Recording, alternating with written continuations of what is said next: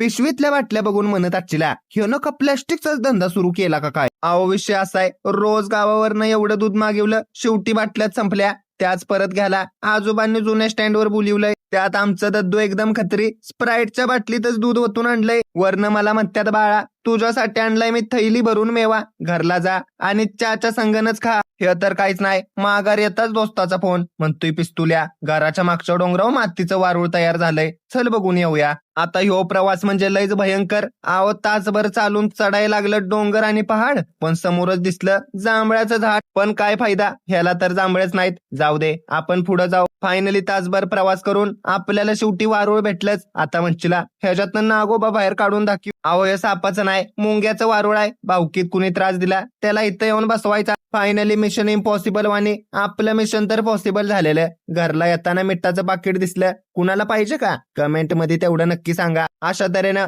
बेरोजगार जीवनाचा अजून एक दिवस पार पडला.